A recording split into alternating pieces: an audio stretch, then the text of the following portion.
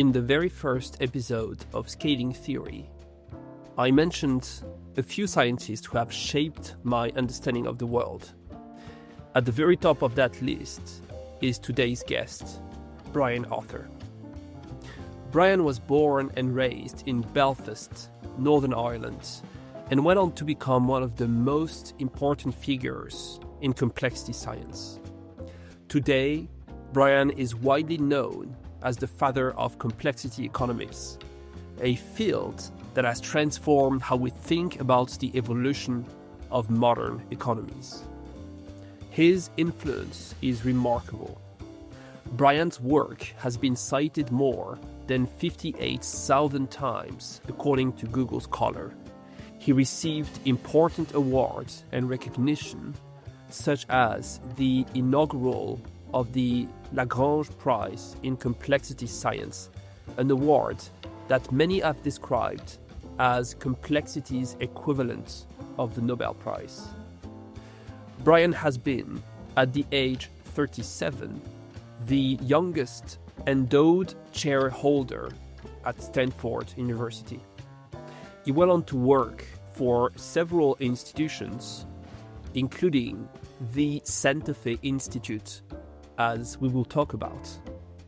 On a personal note, I consider Brian a friend. Now, what makes me especially happy to have Brian on the podcast is the unique perspective he brings on how economies form and evolve. His understanding of technology, how it emerges and scales, offers a lens that none others have developed.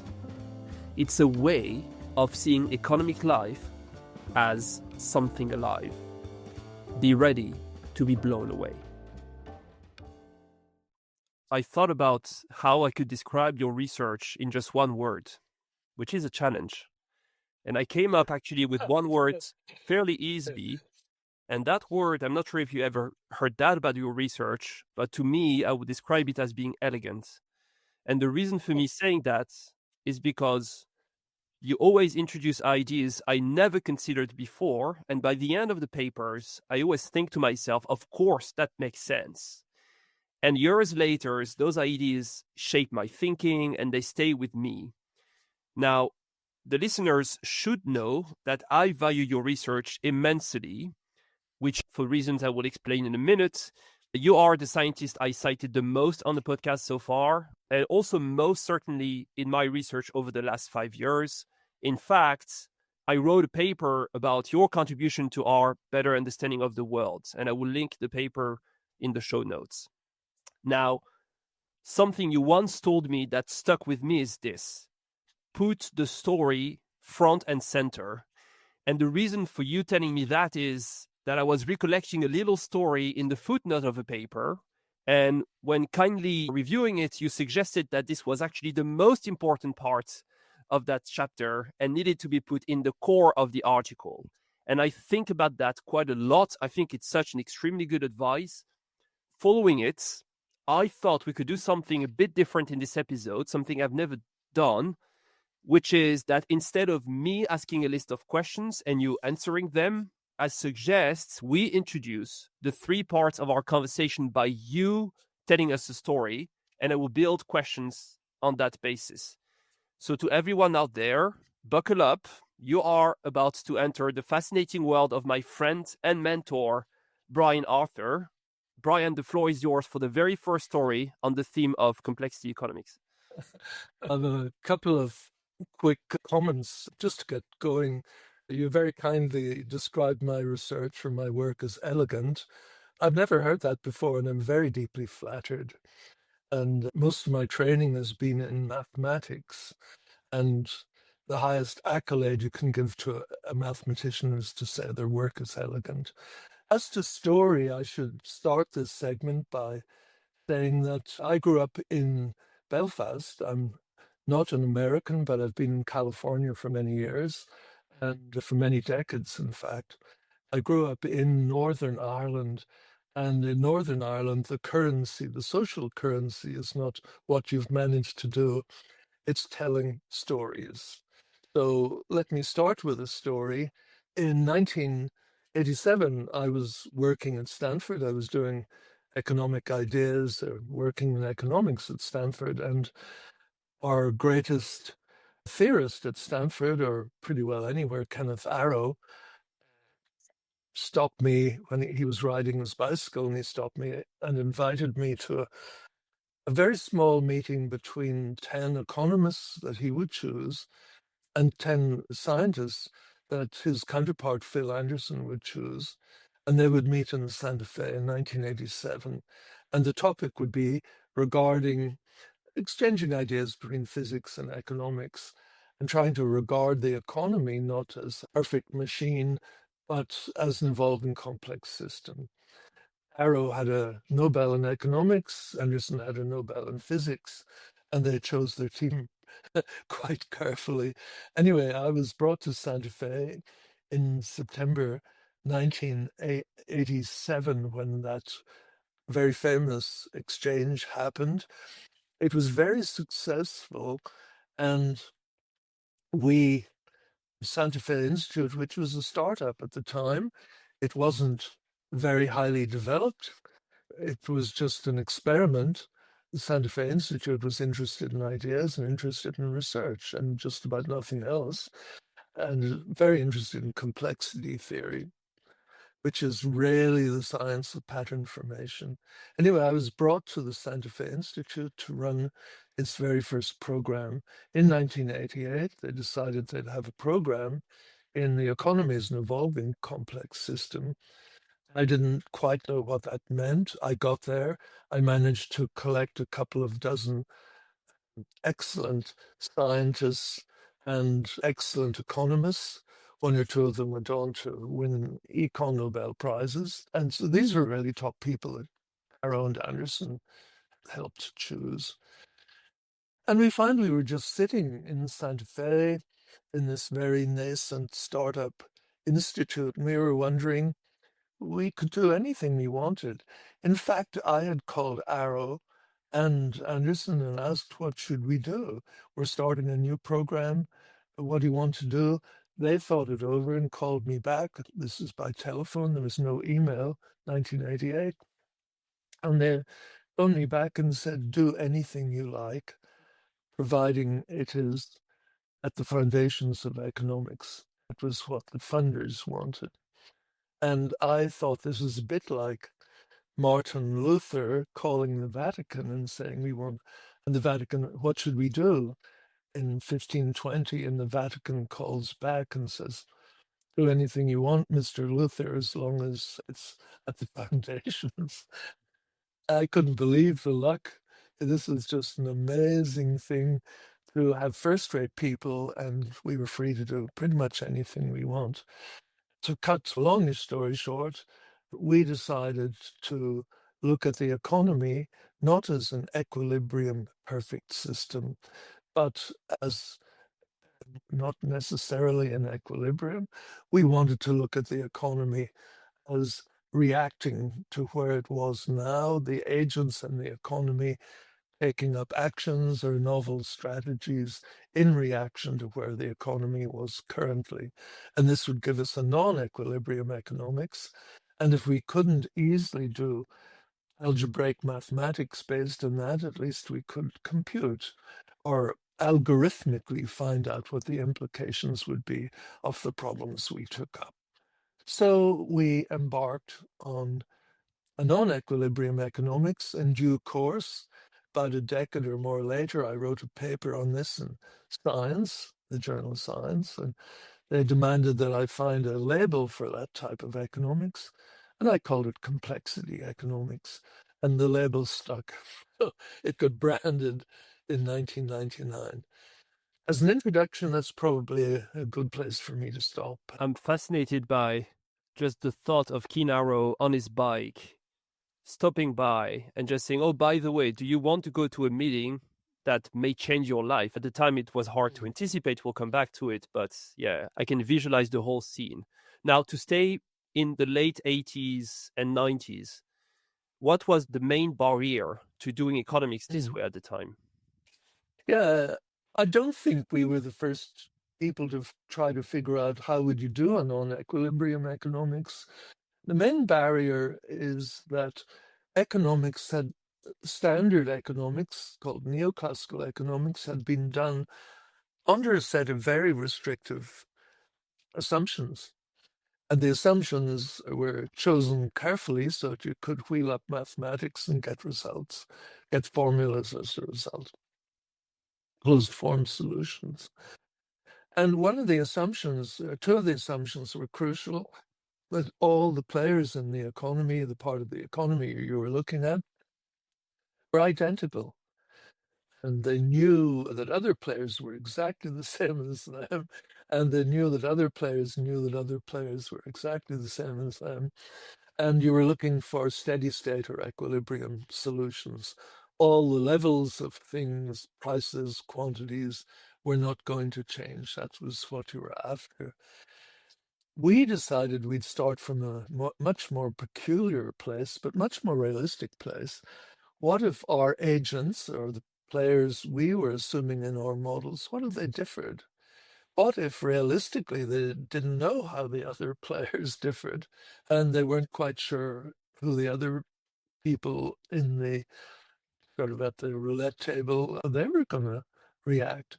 They didn't know how much resources they had or what technological capacities they had. So other agents differ.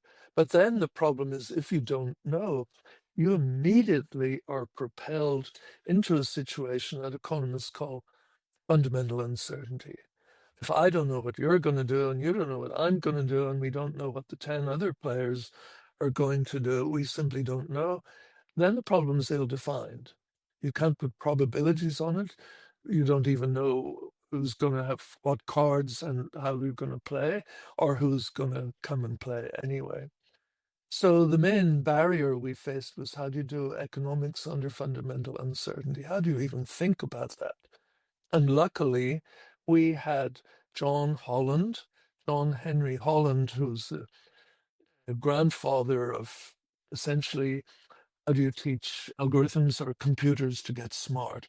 How do you teach them to get smart enough to play checkers or then chess and eventually Go? In the 1970s, John had come up with some fundamental ideas that blossomed eventually into smart or intelligent methods or algorithms computers could learn.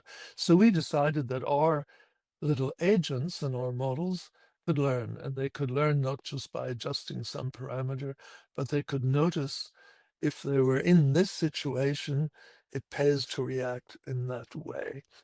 And in a way that greatly accelerated what was starting to get called agent-based modeling.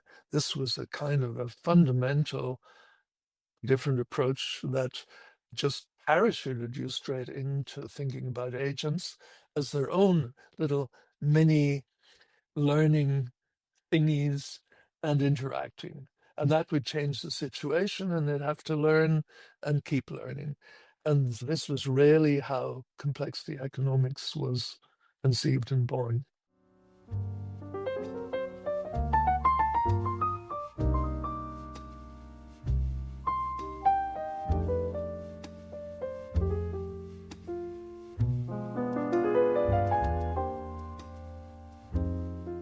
This is late 80s, beginning of the 90s, in a world in which in 2025, 2026, we hear about AI agents all the time.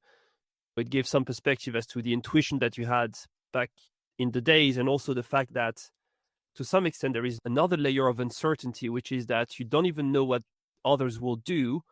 And once you act one way, you don't know how they will react to what you've done. This is, as you explain in one of the paper, why those problems are so ill-defined, because dominant strategies will open the door to other strategies that will become relevant at that point. If we keep that in mind and move to these days, what can we do with complexity economics today that we could not do without? And in a sense, where do you see the greatest hits to date? Woo. I would say the greatest hits are the promise of, what we can do is we can look at the real economy in a much more realistic way. The economy isn't a set of levels of prices and levels of this. We've been brainwashed into seeing it that way. The economy is alive and it consists of players or agents, banks, institutions, the people inventing new technologies, and they're always reacting to whatever situation they're in. And their reactions change the situation they're in, and that causes further reaction. That's what I know on equilibrium. So we can look at the economy forming. And if you're asking what are great hits, I would say two things above all. It gives you a very different theory of stock markets. And a lot of the phenomena in stock markets, you get runs, very high volatility, and then quiescent periods and so on. It explains real market phenomena in a way that the standard equilibrium theory can't explain. So we see again and again in economic modeling under these more realistic conditions, we understand how certain things happen that we didn't understand before. We can see how economic development might happen. We can understand how institutions are born. If people are trying to react very often, they need some container for that reaction. You might want to say, we want higher wages. Okay, maybe a container is to think about the idea and putting together a labor union. Similarly, factory owners might say, we've got this all new machinery and new textile machinery in 1820. We might need to actually put brick and mortar around that and have factories or manufactories, as they were called in those days. So you get an economics of formation, of things coming together. Big story in the economy at the moment reacting is artificial intelligence is reforming the structure of the economy. How do we react to that? So we have a reactive economics.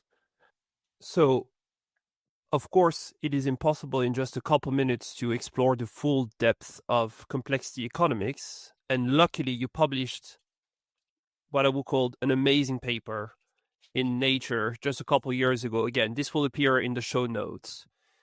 But moving now to the future, what do you think are the prospects for this type of economics? Or to put it differently, what is the best argument you've heard against complexity economics? And why, despite these arguments, do you think complexity economics is destined to become even more mainstream? The best argument I've heard against complexity economics is, isn't all this just computer nonsense? You're saying you should make the economy a bunch of algorithms vying against and competing with other algorithms. Give me a break. Don't we have enough algorithms in our life? The worst argument, by the way, I've heard is that this isn't the way we do things in economics. And you people aren't members of the club anyway, so how dare you come and shake up our quiet village? I would just simply say that for me, the best argument for is certainly not a fad. All sciences, and I would say condensed matter physics, physical chemistry, biology, all those sciences, geology, are starting to look at formation.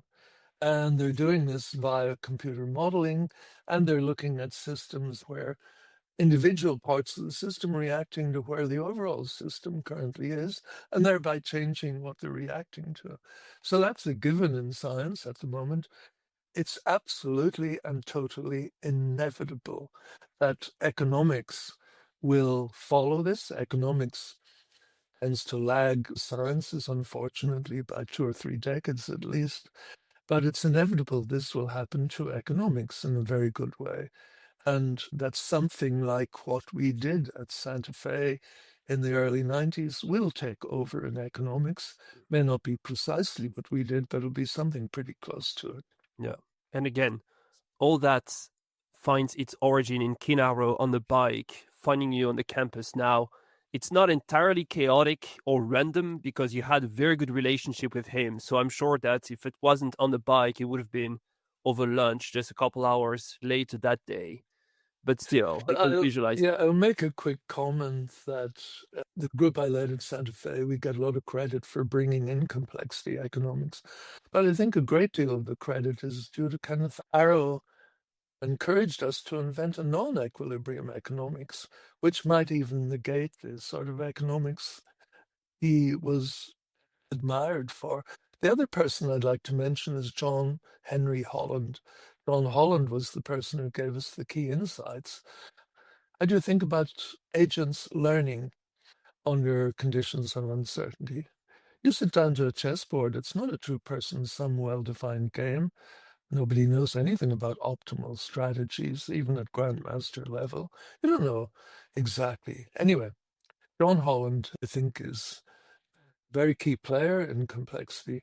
Kenneth Arrow was very generous and very intelligent soul. Lovely person.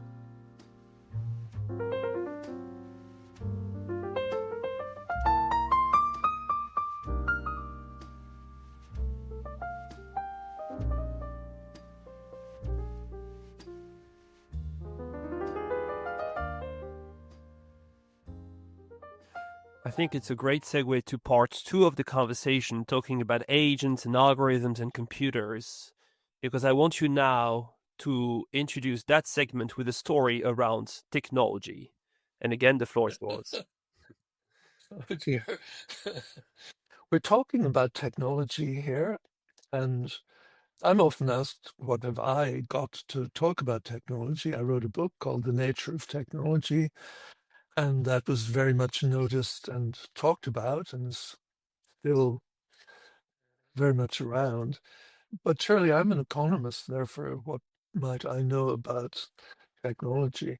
I would like to point out that my background is that I'm an engineer.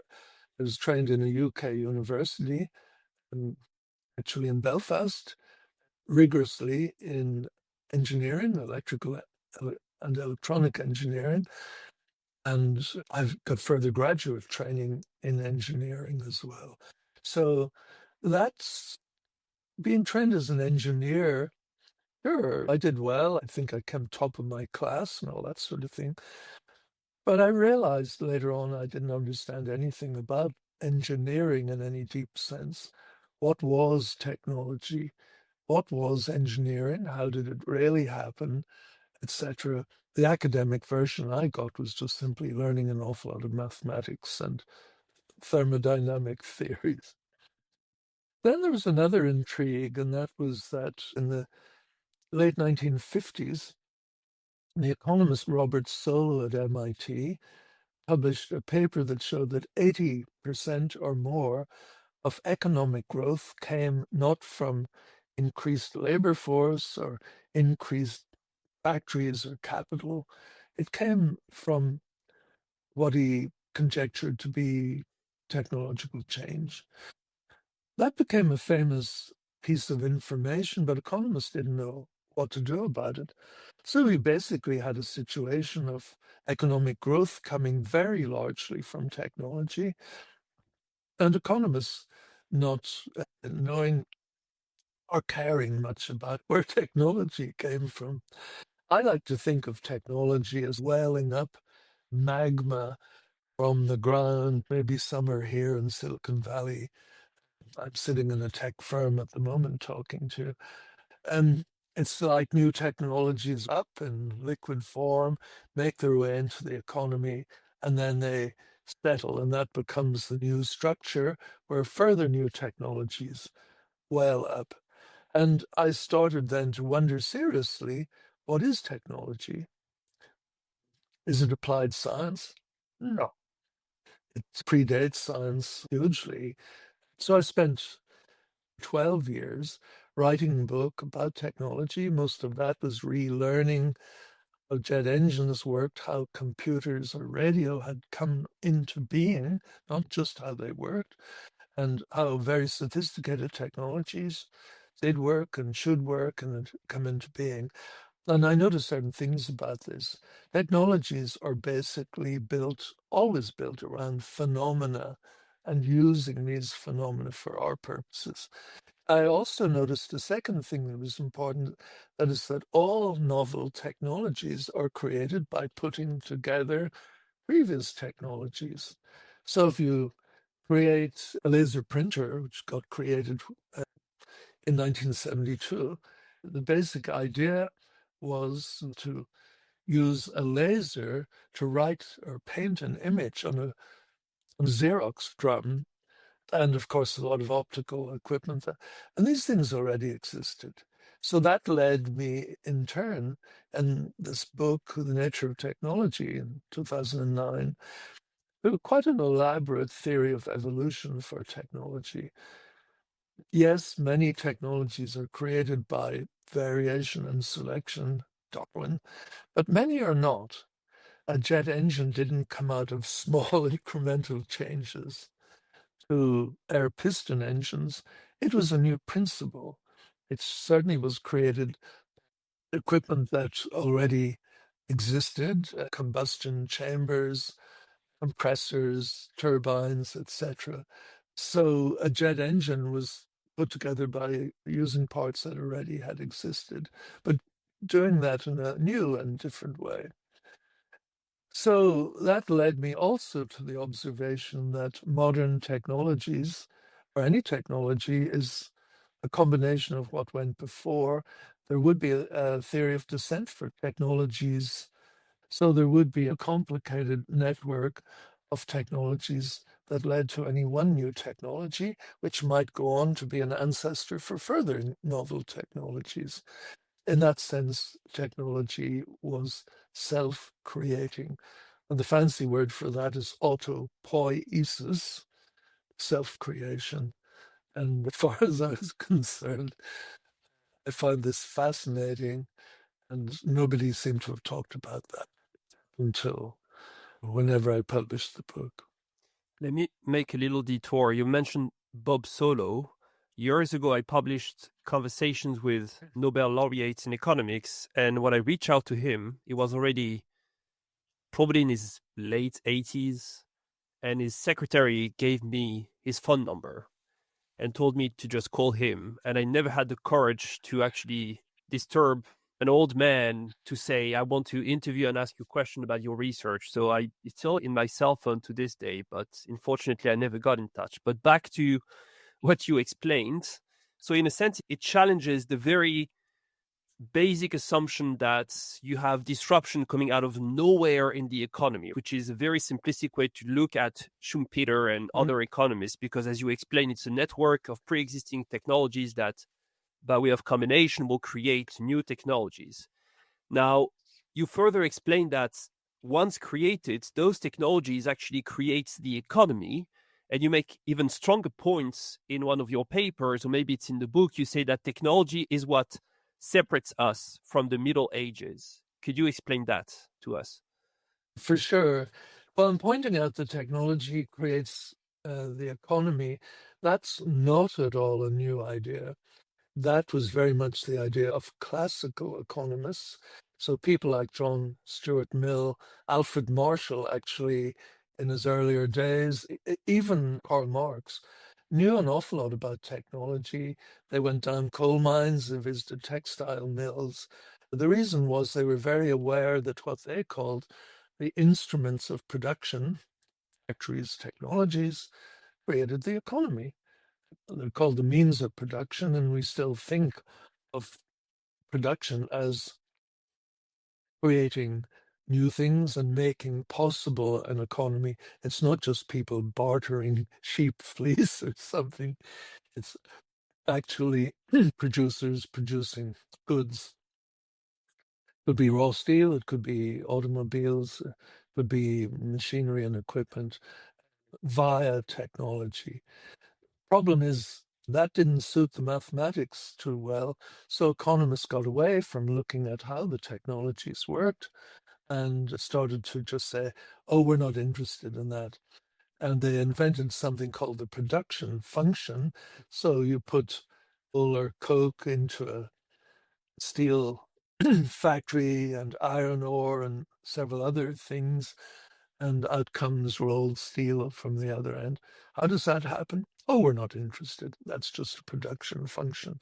So technology became a black box in economics. It was never explicitly included in our economic theories. It was just let there be technologies. We did assume that those technologies differ, but not always. So economics, even people I respect who were economists of technology, didn't take the time to understand technology very well. There was a very great economic historian at Stanford, and I asked him one day, I said, "What have you studied in engineering or technology?" He said, "Oh, frankly, I never did take any studies or courses in technology or engineering." So that I found that staggering.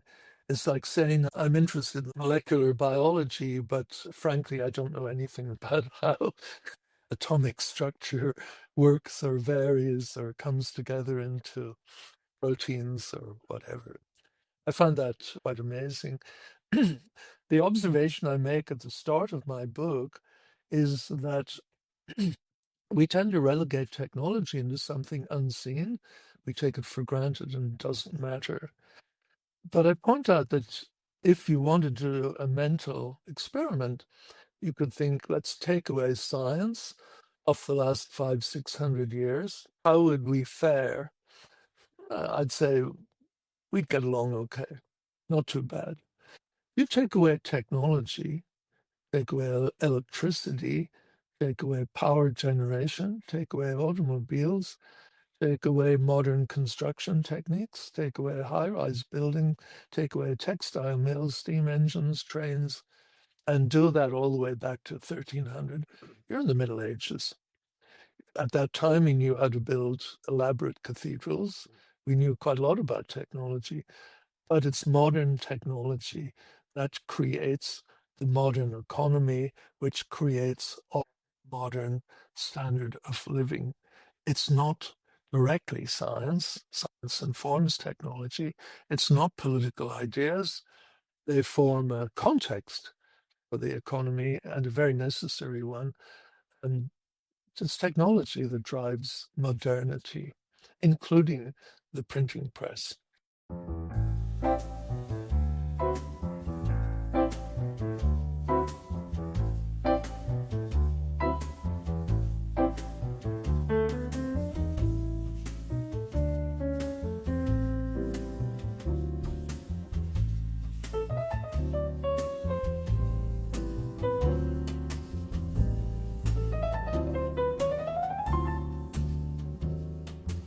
So looking at the T technology, right, the thing that was not interesting for some economists for quite some times.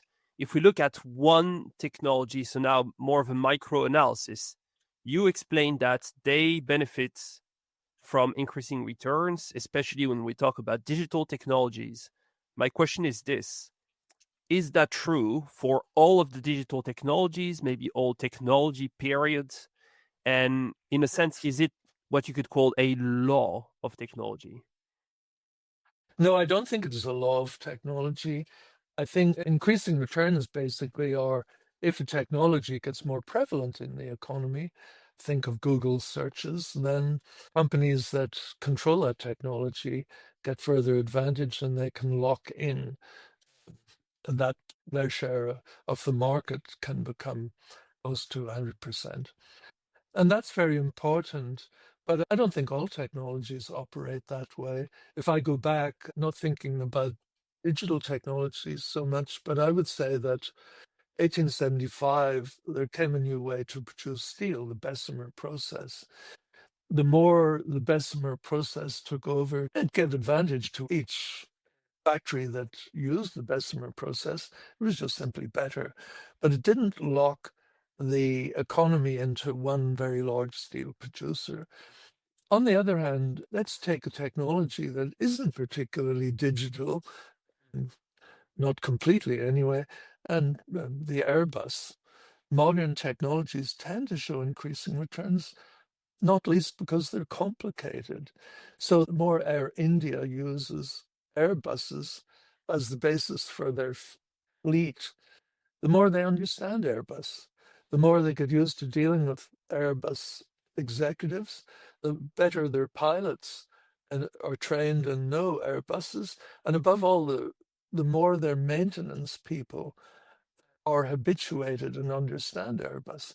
So it tends to be true of modern technologies that they're complicated, and the better they're understood, the more familiar we become with them, and the better we understand them, and therefore the more we use the things we understand.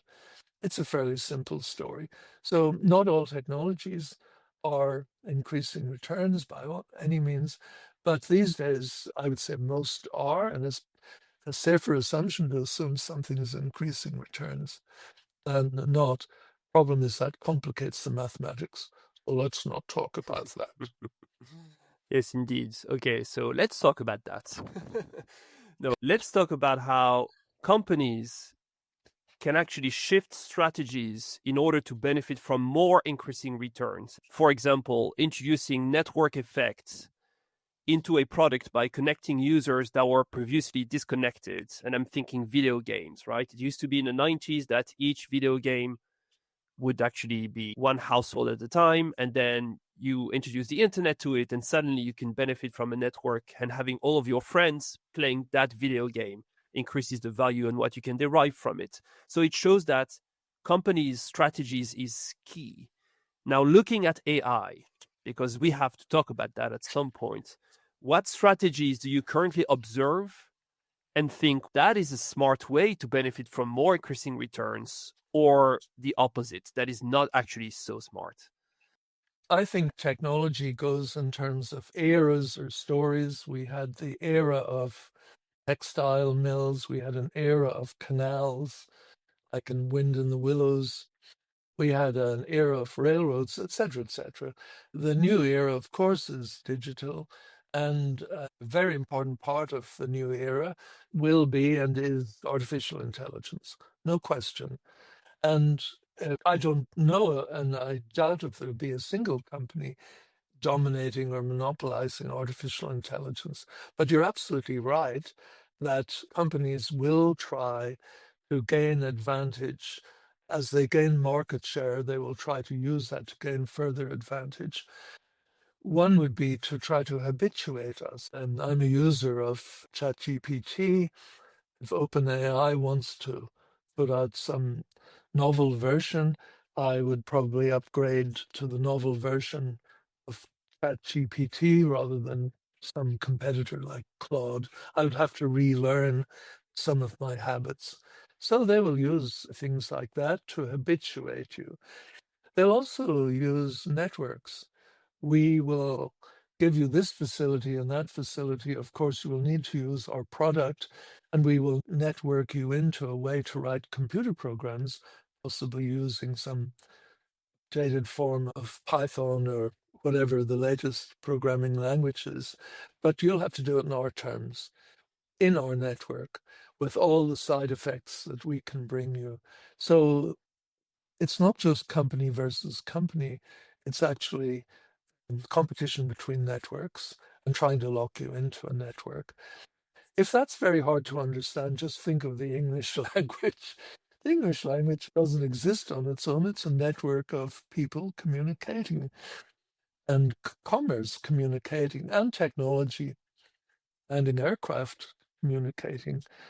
Your ancestors didn't speak English, but you do. Mine didn't speak English. I'm sure they spoke Irish, and now they have to speak English, etc. So the idea is to lock you into a network of communication or a network of interaction. And it's not that hard to do if you're clever about it and your timing is good. However, I don't think it'll be a lock-in forever, meaning there will be new basic ideas and basic approaches coming out in AI that change the game. So you can dominate at one of the casino tables and lock in all the profits from that, and then get blindsided possibly by some Chinese invention coming along and changing how things are done. So I don't think it'd be like Microsoft locking in huge gains from 1980 on. It's more likely to be you lock in something for 5 years, dominate, but then the technology shifts. So there's a new game in town that would be locked in. Just as a footnote, I'm a great admirer of work done by Carlota Perez, um, Technological Revolutions and Financial Capital. She looks at technological change in phases of how they affect the economy and society. In her language, now, with respect to AI, we're at the stage of rather small, many fairly small companies. Maybe we've gone past that in the last 2 or 3 years. They're not that small anymore. But a lot of, think of it as a lot of little fish flapping around on the beach, and they're not all going to survive. And if they make mistakes, they're not all going to dominate forever. But we have not sorted out who's going to strongly dominate. Could be NVIDIA, it could be other companies in AI itself, not just in the manufacturing sector. Let me ask you a follow-up question, and I'll go back to your language example. So, of course, I had to learn English for me to be able to work outside of France, where I'm from. Now, I moved to the Netherlands, and learning Dutch appears to be extremely complicated, at least to me.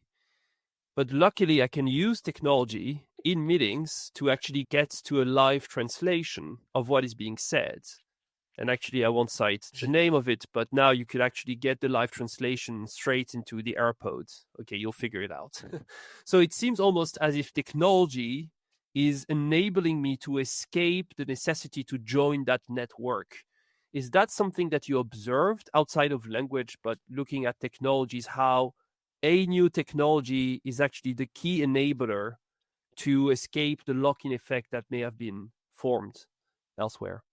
Yeah, in effect, we're very often forced to conform to some standard, no matter what size your hands are.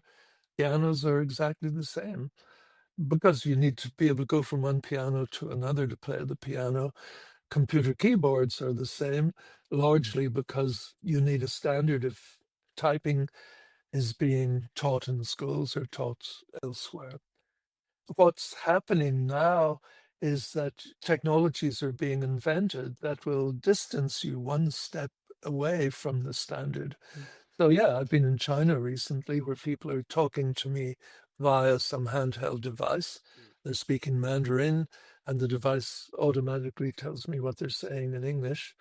Um, it's fine, but that's just one more technology. So, yes, we're now in an era of technologies that in principle could separate us from some standard. Yeah, indeed. And also the absolute need to learn how to code. Maybe now you can use technology to help you with that. So it's again Precisely. the interesting dynamics combination of technologies. Yeah, we will never be out of the era of increasing returns, meaning that as a technology gets more widespread, it'll get more advantage. I don't see that happening, but the new game is it's technology competing with technology, and that operates quite differently, highly unstable, and there's plenty of lock-in or monopoly.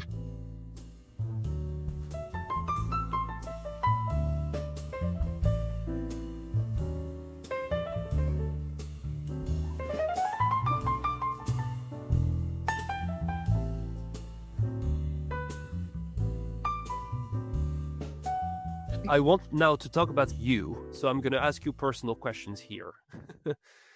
So again, this is part 3 of the conversation. I will let you introduce it with a story, and then I'll try to see if I can derive even more personal stories about your way of seeing the world. I've had a career now for about 50 years. As I said, I was trained as an engineer, but nearly all my training, or a huge amount of my training, has been in mathematics. And yet I wouldn't say I'm a mathematician. And I started to worry about 10 or 15 years ago. I've roughly now had 50 plus years of research career. Was there a theme to that? And I thought, I'm not so sure. Was there a single discipline? Because I'd had a chair in demography at Stanford teaching childbearing in emerging economies. with an appointment in human biology. I had done mathematical work on engineering problems, solved certain math problems. I'd done work by then in a lot of work in economics. I'd started to work in complexity theory. And later on, I took on a huge interest in technology and how that evolves. So I began to worry that I was just like some insect or butterfly that had skipped from one flower to another flower bed, and there was nothing coherent what I had done. And I thought, oh God, a whole career of looking at different problems in at least 6, 7, or 8 fields and worrying about that.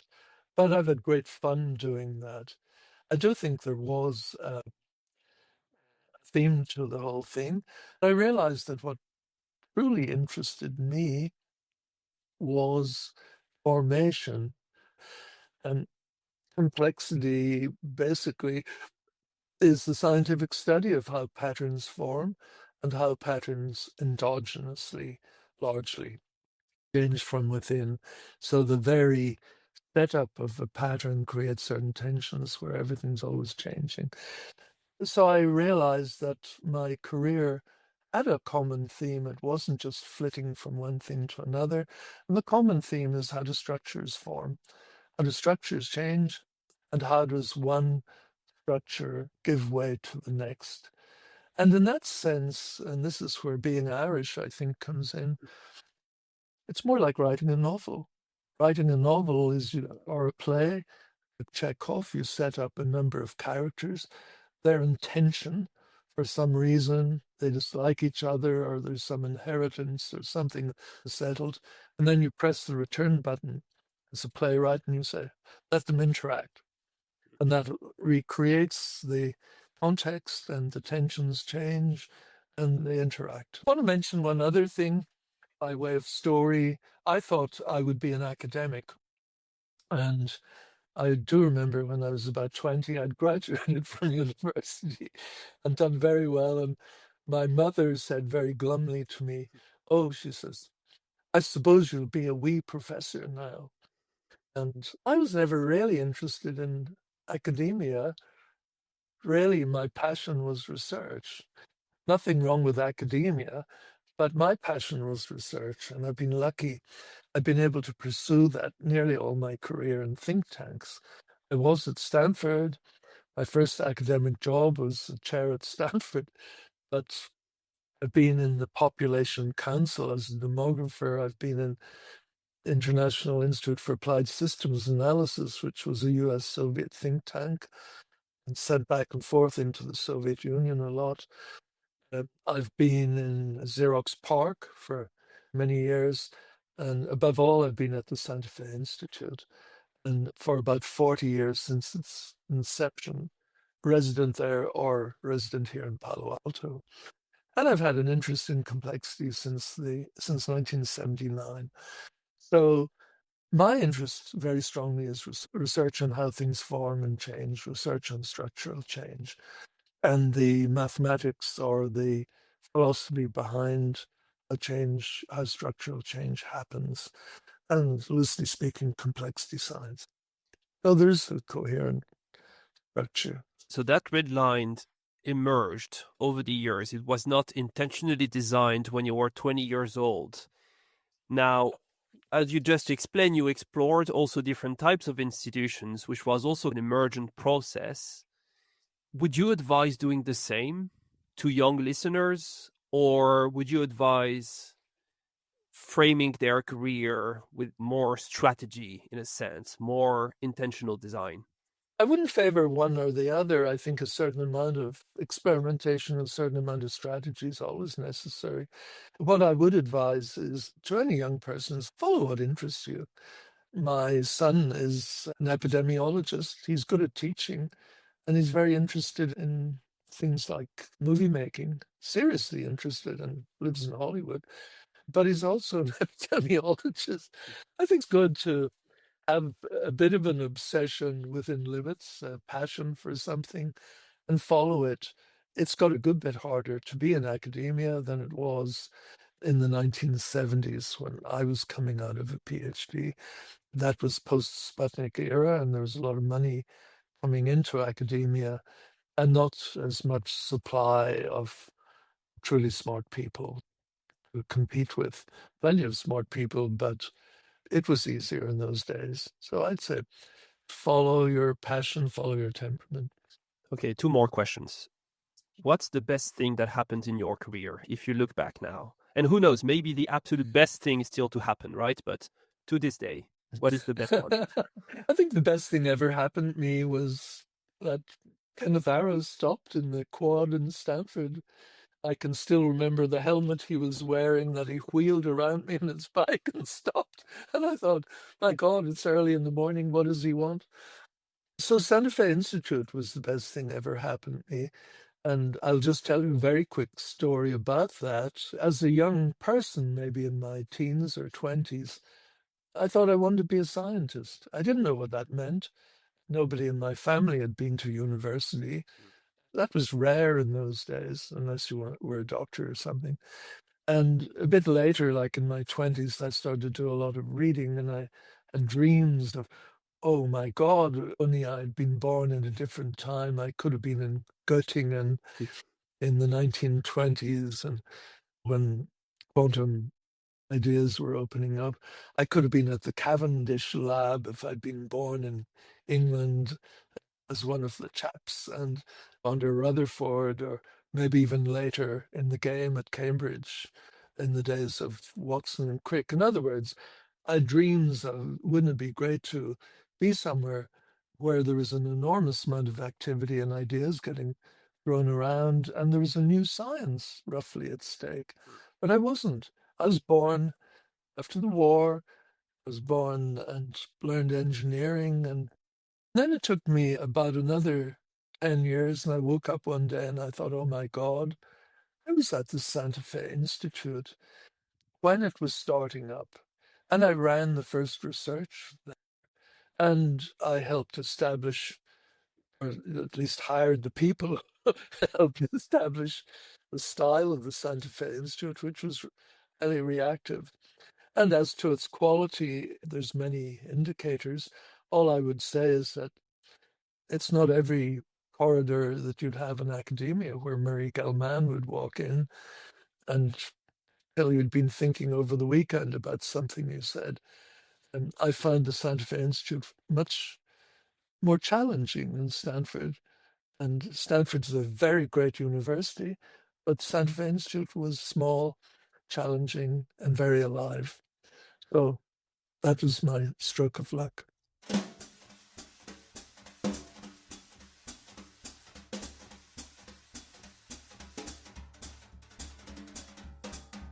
All right, let me ask you a final question, which is one of my trickiest questions, but I'm generally interested in what you have to say. And it could be about theory or your career, anything we just discussed and talked about. What's the most important question that you were never asked? And I'll give you the luxury of not answering it, right? So you could just give me the actual question and we'll record part two one day.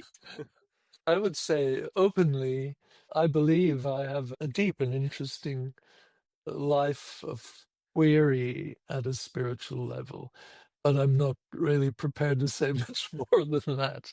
That's a long story, and it's a mixture of wonder, awe, and philosophy, and ancient philosophy. I'm interested in Eastern philosophy very deeply. As to an important question never asked, I thought about that over the weekend. I'm not sure how I would answer that, but I came up with one question that I'm not asked. I've written about this, but maybe didn't publish properly. And that is, how is science changing as a whole? And as a complexity scientist, I'm not restricted to social sciences or economics. How's science changing? I noticed it's changing its language.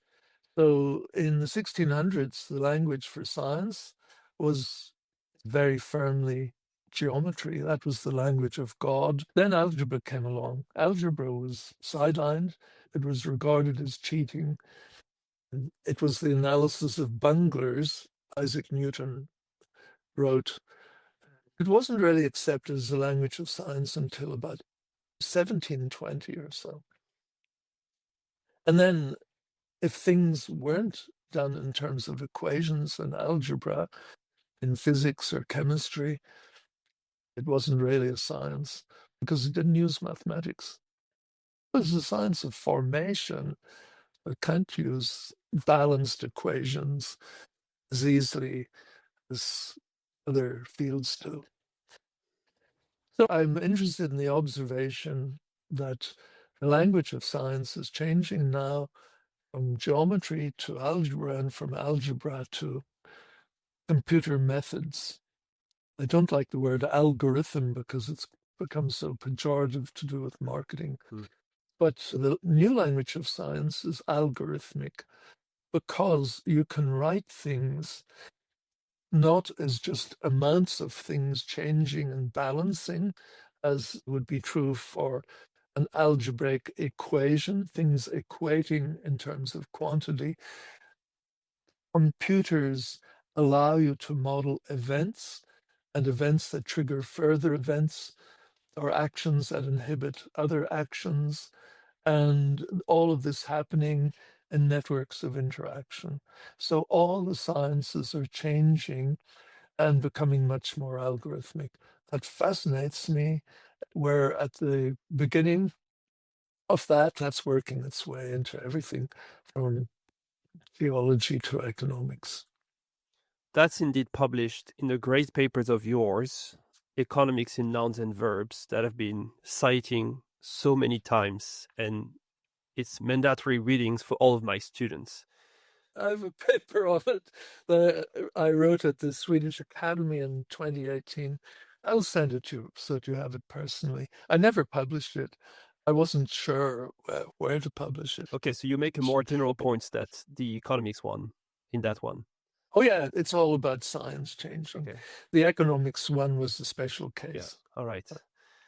On that, I could never thank you enough for your time, not only today, of course, but over the last couple of years, all of your ideas and your friendships. It means the world to me. So, Brian, thank you so very much for coming on the podcast today, and I hope to see you soon in the US or in Europe. Thank you, Thibaut. And I feel very indebted to you personally for a simple reason. A great deal of my career, I've been taken seriously by people like Kenneth Arrow or Philip Anderson or indeed Mary Gell-Mann. But most of the time I'm pushed aside, and you had the good grace to show me that one person I respect, which is you, had noticed what I was doing, and that meant a lot to me. And moreover, you understood what I was doing and gave your own version of, like holding up a mirror. I hadn't thought much about any details of my career, not seriously anyway. So thank you indeed for noticing me and for bringing me to the attention of other people. Again, it has been a life-changing experience for me, and trust me, I'm not the only one to put you at the center nowadays. So thank you very much, and to everyone out there, take care of yourself, and if you can, someone else too. Bye-bye. Thank you indeed.